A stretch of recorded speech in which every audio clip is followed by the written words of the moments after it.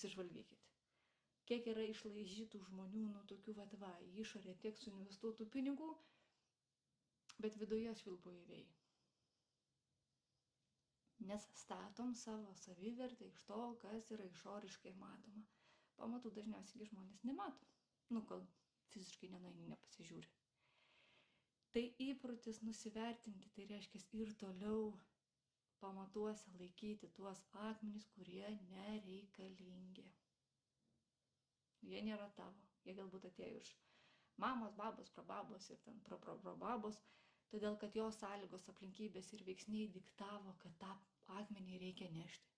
Kadangi žmogaus nieks nepamokė, nepaskatino, nemotivavo, nepatarė akmenį palikti, iš kartos į kartą tas akmuo yra ir perduodamas. Tai kur gera naujiena? Akmenį pamatuose gali turėti, bet gali jį taip pat ir išsitraukti ir ateities kartoms neperduoti. Ar tai reiškia, kad reikės dirbti? Žinoma, taip. Stebuklo neįvyksta, negali kažkaip magišku būdu nueiti miegoti ir kitą dieną rasti, kad tavo pamatuose akmenys yra ištraukalioti ir palikti tik patys gražiausi.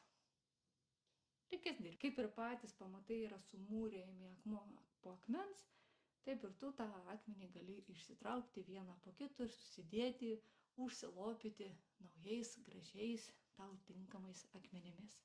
Tai atsakymas į klausimą, kodėlgi man nepavyksta pakelti. To, kad nekelti tu turi. Pirma, tu turi stabilizuoti pamatus. Tai yra tavo vertybės, tavo pasirinkimai, tinkami įpročiai.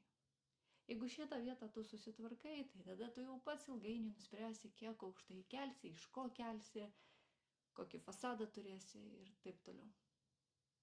Ne atvirkščiai.